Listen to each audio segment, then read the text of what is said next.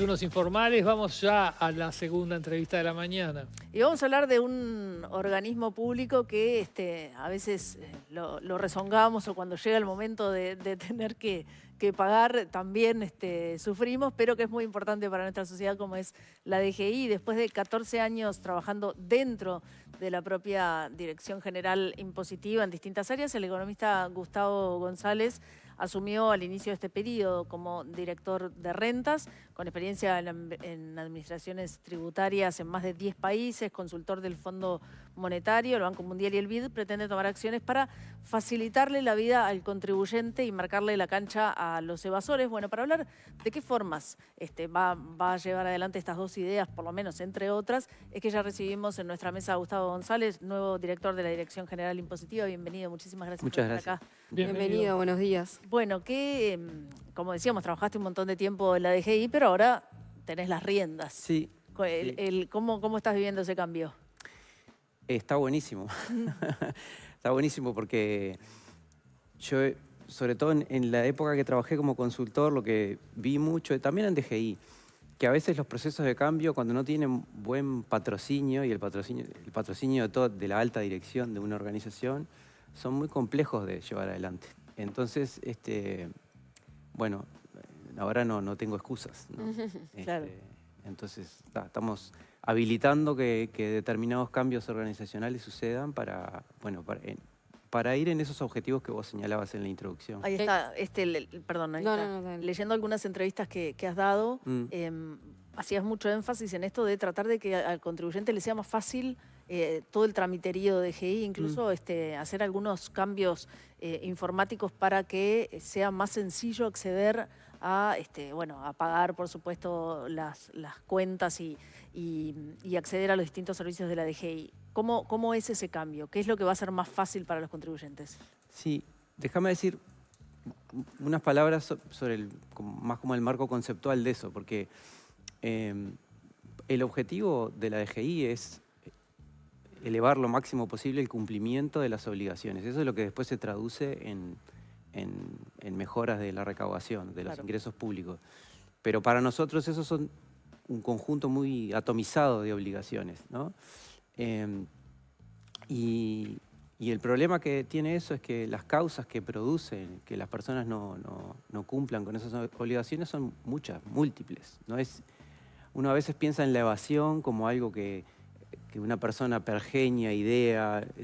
Obviamente que hay de ese tipo de situaciones y tienen que ser perseguidas, pero hay múltiples motivos por los cuales la gente cualquier persona, en realidad eso es un problema generalizado, no cumple correctamente con sus obligaciones, que tienen que ver con olvido, con que es difícil a veces hacerlo, con que no conozco la norma, a veces hay problemas de solvencia financiera también, y a veces sí, efectivamente, hay personas que le buscan la vuelta o aprovechan oportunidades para evadir, inclusive hasta para enriquecerse, porque lo que tiene a veces la norma tributaria es que cuando ofrece algunos beneficios fiscales o cosas del estilo, también a veces genera oportunidades de evasión que van más allá de no pagar impuestos, sino además hacer negocios, ofrecer servicios, por ejemplo, para que otros no paguen impuestos, ¿no? O sea, ahí los fraudes tributarios a veces son muy complejos en ese sentido. Entonces, la idea es actuar en todas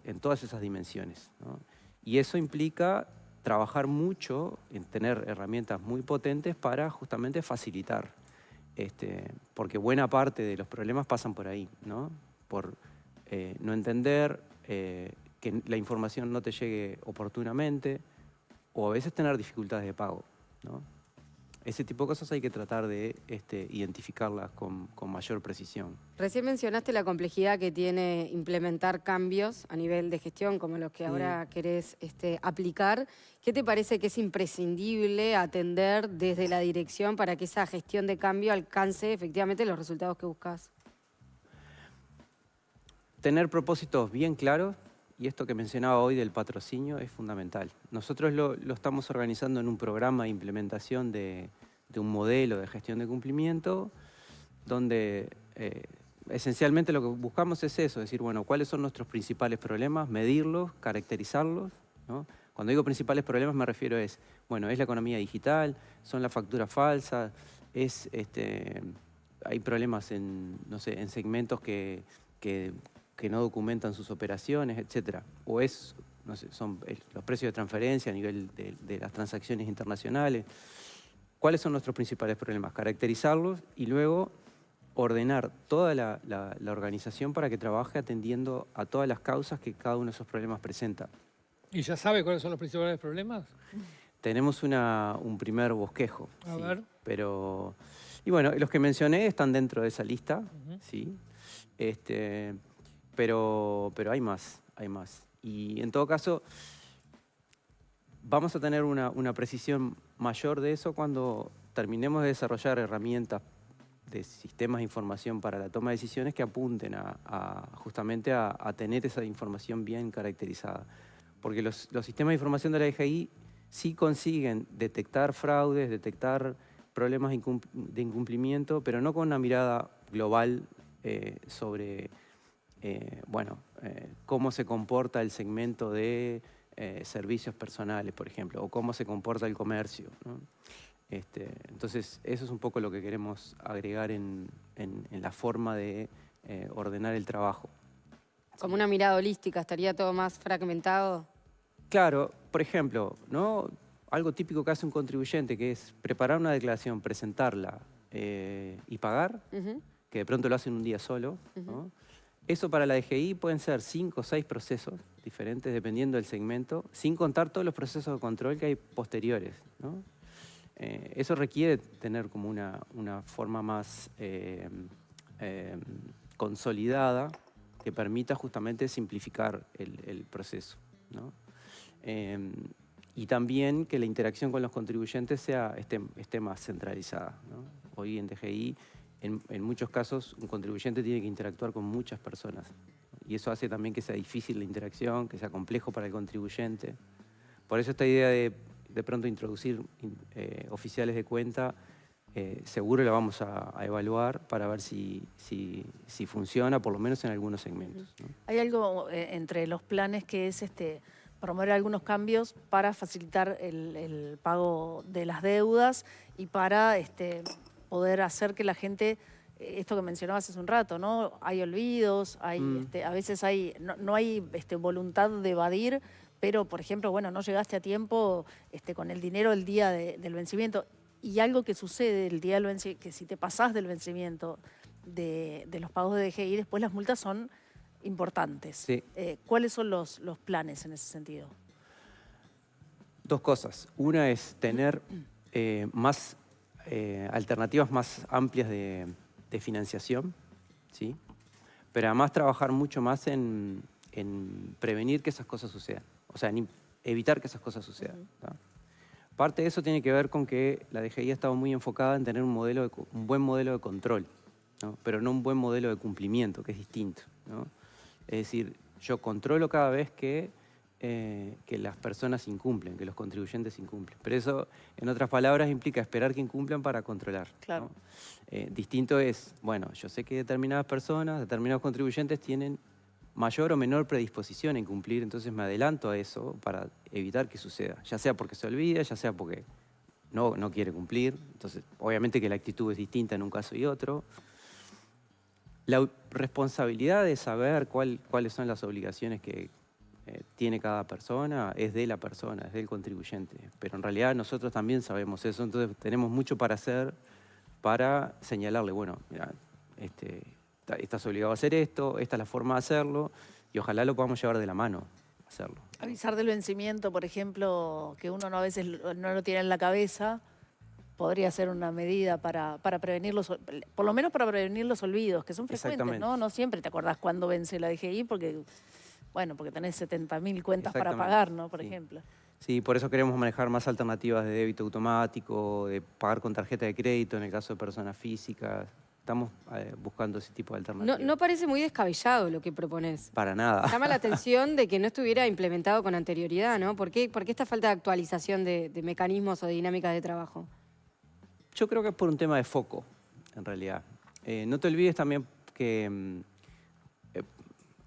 a la velocidad que se mueven las organizaciones públicas, más estas que son grandes, ¿no? La DGI atiende a personas físicas, o sea, personas individuales, ¿no? Desde el 2007, ¿no? Desde la reforma que introdujo el IRPF y bueno, y más adelante después el IAS, ¿no? Entonces, hay un aprendizaje ahí, Claro. me parece, ¿no? ¿Y qué aspectos de tu trayectoria internacional como consultor te permitió extraer algunos aspectos de dinámicas de trabajo de otros países que se puedan aplicar en Uruguay y ayuden a actualizarnos de alguna manera? Yo trabajé, mi área de trabajo sobre todo tuvo que ver con gestión de riesgos, que es como la médula de esto, ¿no? Los riesgos de cumplimiento. Claro. Y entonces siempre la mirada, a veces estuve muy vinculado a temas más de analítica, pero la mirada siempre fue panorámica sobre todos los procesos de la administración tributaria. Entonces en realidad tuve la oportunidad de ver cómo funcionaban todos los procesos, como lo decías en la reseña, en más de 10 países, ¿no? Y hay muchísimas similitudes, pero bueno, también permite ver qué cosas funcionan mejor. Y bueno, parte de la consigna pasa por ahí, por procurar tener procesos más simples, que seguramente eso nos lleve también a después tener una estructura más simple, ¿no? ¿Cuál es el nivel de evasión hoy?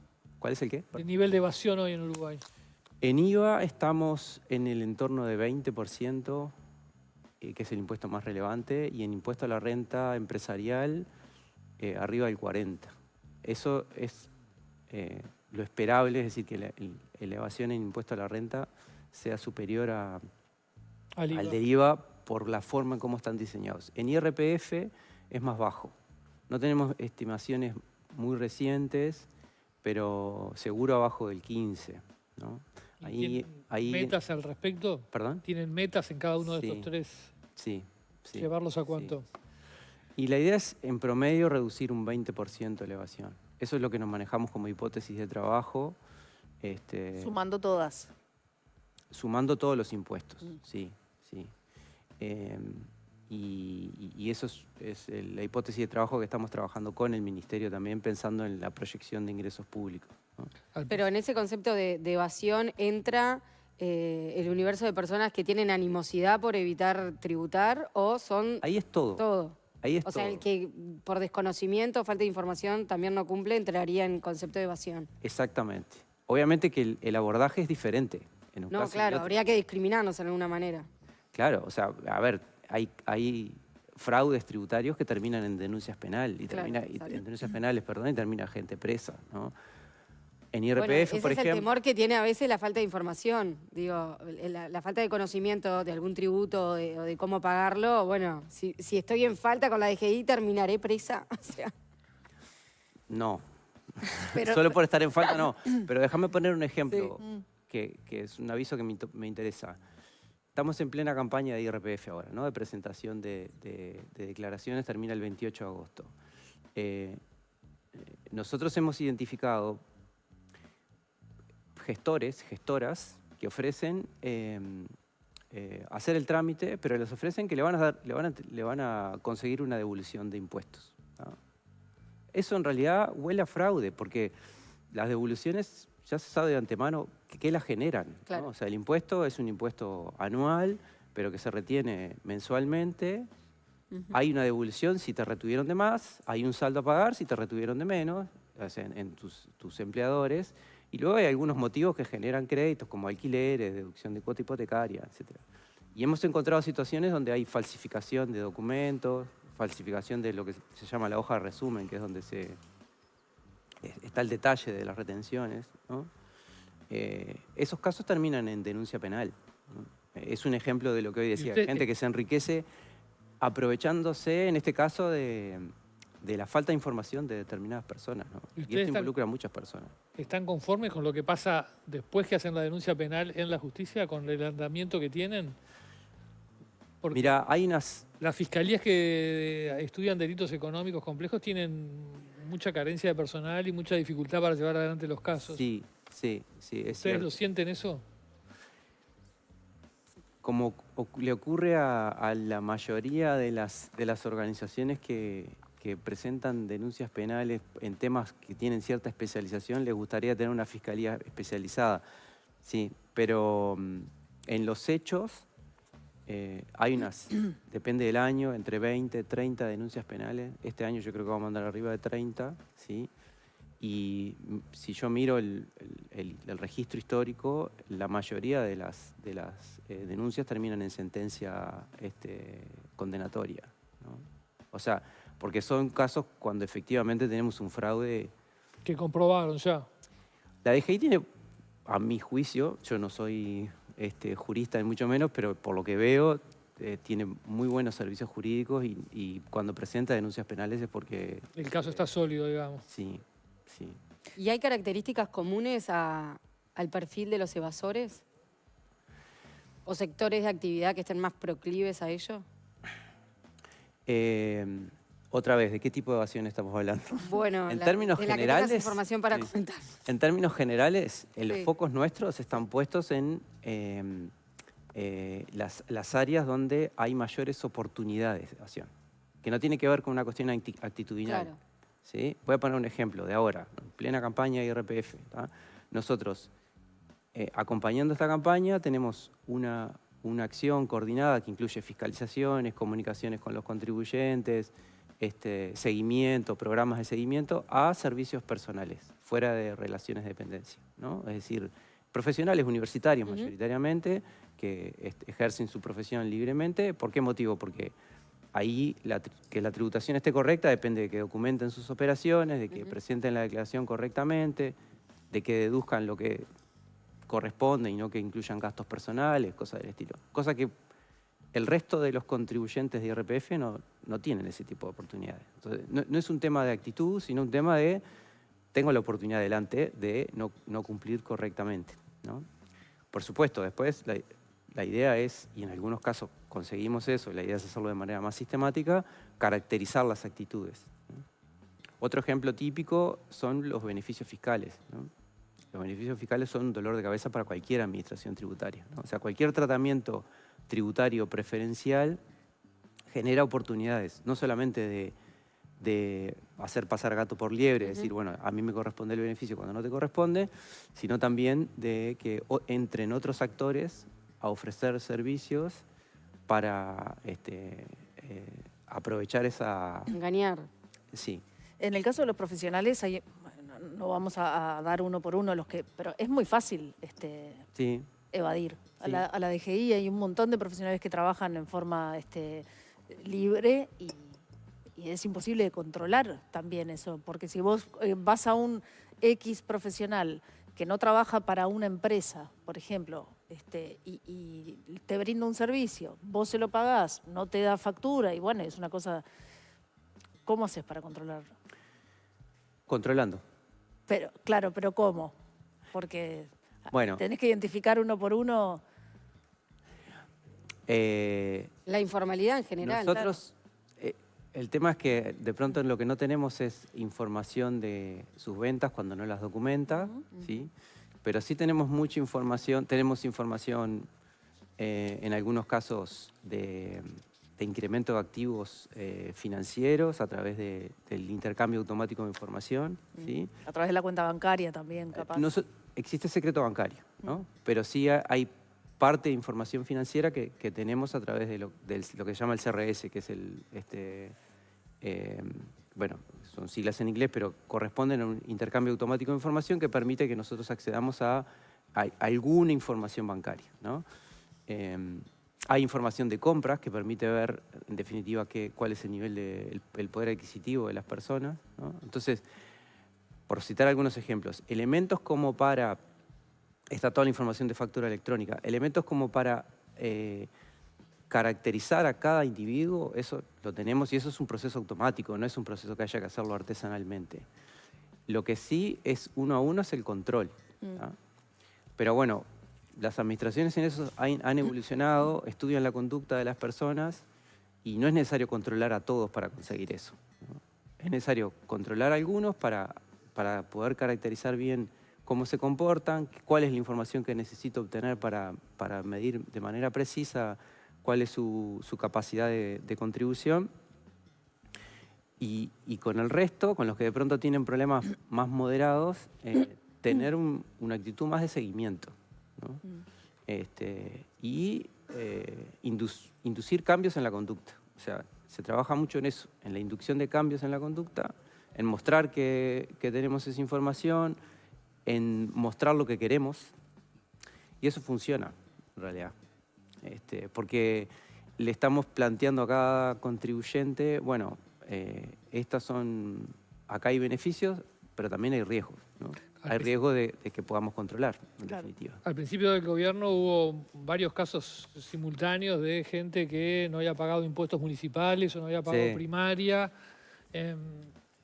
Ese mensaje es un mensaje negativo para la sociedad. ¿Hay una cultura de no pago que si los dirigentes no pagan se aumenta? Y, a ver, lo voy a decir de esta manera. Es ambiguo lo que pasó ahí. Por un lado, lo que nosotros vimos es que estaba bueno que se estuviera hablando del hecho de que determinadas personas públicas no estuvieran cumpliendo con sus obligaciones, ¿no? Porque ciertamente las autoridades tienen que predicar con el ejemplo, ¿no? Eso está claro. Pero que la sociedad demandara eso está bueno, en realidad. Entonces, que exista alguna especie de control social de esas características creo que es positivo. El hecho mismo de que se presentaran esos incumplimientos no es que sea positivo, pero quiero decir, la demanda creo que sí está bueno. Y bueno, ojalá hablemos más de esto. Por eso estoy acá hoy, justamente,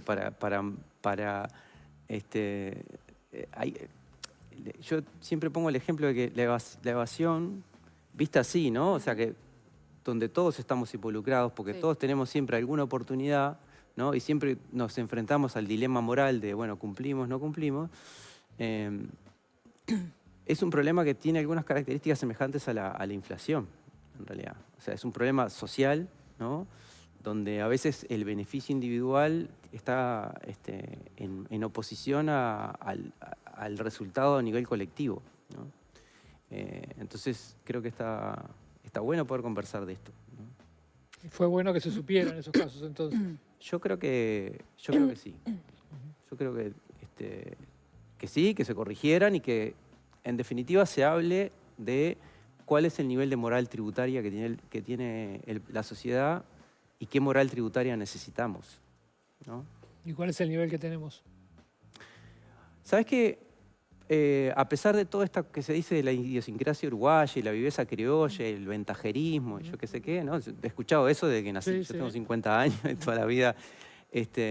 Se nota la diferencia, ¿no? Habiendo vivido en otros países, se nota la diferencia, sobre todo con el mundo anglosajón, ¿no? Eso está claro. Tenemos una cultura tributaria más baja, diría, pero bastante más alta de lo que se cree. O sea, cuando nosotros analizamos masas de contribuyentes, nos comunicamos con los contribuyentes, la inmensa mayoría está preocupada por hacer las cosas bien, y la inmensa mayoría hace las cosas bien.